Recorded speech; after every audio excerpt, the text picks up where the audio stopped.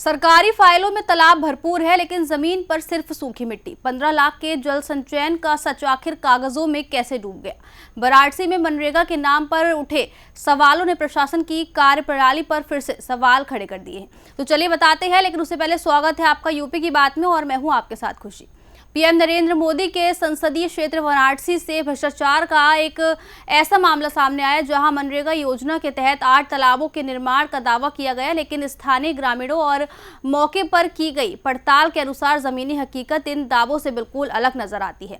ग्रामीणों का आरोप है कि करीब 15,27,000 रुपए की लागत से कागजों पर तालाब खोद दिए गए, लेकिन धरातल पर कई जगह सिर्फ खेत और उबड़ खाबड़ जमीन ही दिखाई देती है। दिखाते हैं आपको ये पूरी रिपोर्ट। हरिभानपुर गांव में जब हमारी टीम पहुंची तो वहां मनरेगा रिकॉर्ड में दर्ज 8 तालाबों के स्थानों का निरीक्षण किया गया, लेकिन हैरानी की बात यह रही कि जहां तालाब दिखाए गए हैं वहां ना तो पानी है, ना ही गहरी खुदाई के स्पष्ट निशान।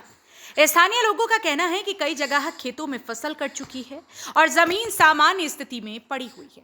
मनरेगा योजना का उद्देश्य ग्रामीण क्षेत्रों में रोजगार सृजन के साथ साथ जल संरक्षण को बढ़ावा देना है, लेकिन इस मामले में ग्रामीणों का आरोप है कि योजना के नाम पर कागजों में ही काम पूरा दिखा दिया गया, जबकि धरातल पर कोई निर्माण कार्य नजर नहीं आता। ग्रामीणों ने पंचायती राज विभाग और मनरेगा से जुड़े स्थानीय अधिकारियों पर मिलीभगत का आरोप लगाते हुए जांच की मांग की है। नहीं, इसे तालाब का 2 टाइप पैटर्न है। एक है कि ऐसे तालाब जो राजस्व अभिलेख में दर्ज है, जिनका विकास जो है मनरेगा योजना अंतर्गत कराया जाता है।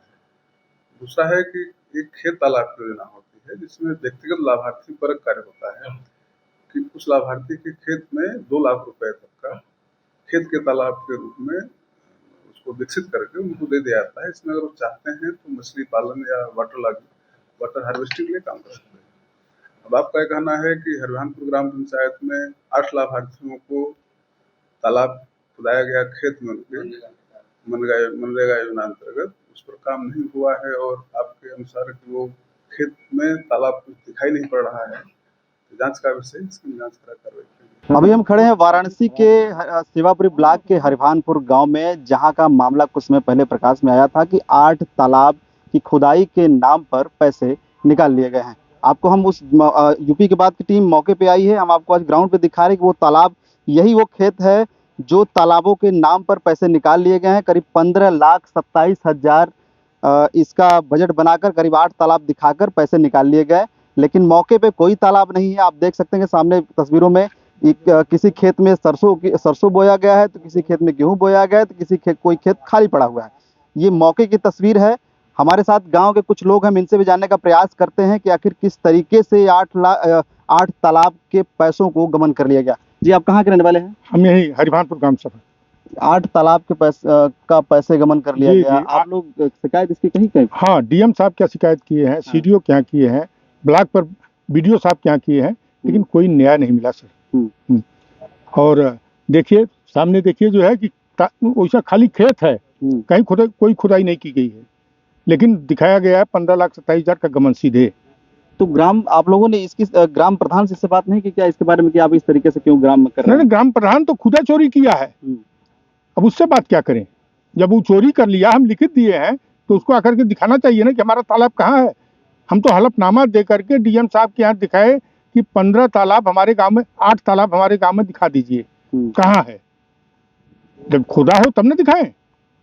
तो इसकी शिकायत आप लोगों ने जब अधिकारियों से की, तो अधिकारियों को क्या कहना है? वो अधिकारियों को कहना कि हम जांच करेंगे। डीएम साहब एक बार लिखे जो है सीडीओ साहब को कि निष्पक्ष जांच करके जो इसमें लिप्त हैं उनके खिलाफ जो है एफआईआर कराई जाए। 2023-24 का सर मामला है ये। खुदाई का हमें विगत कुछ महीनों में पता चला कि ऑनलाइन से कि ऐसे लोगों के नाम से तालाब की खुदाई हो चुकी है।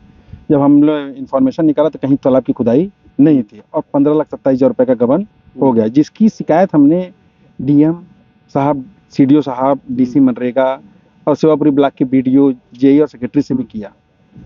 प्रधान के खिलाफ भी हमने हर चीज दिया, पर आज तक कोई कार्रवाई नहीं हुआ।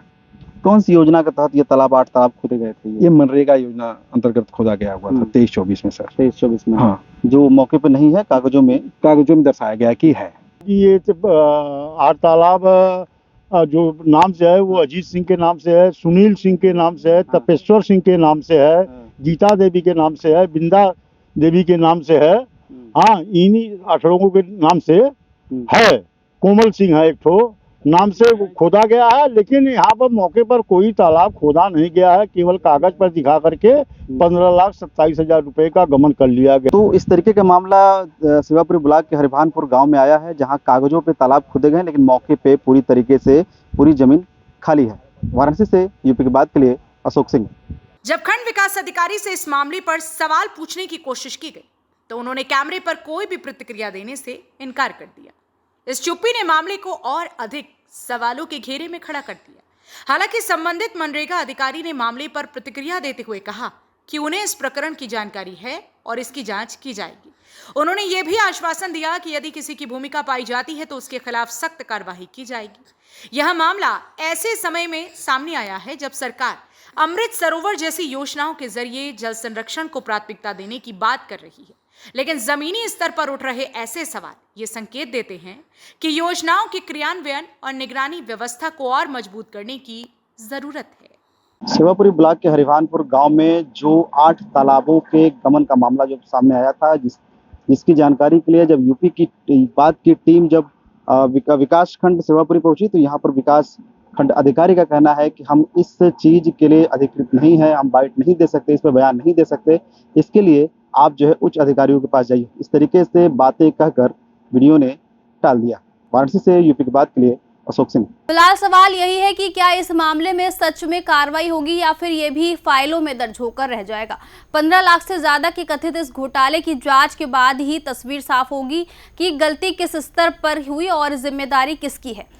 हम इस मामले पर लगातार नजर बनाए रखे हैं। तब तक के लिए इस खबर में इतना ही। देखते रहिए यूपी की बात।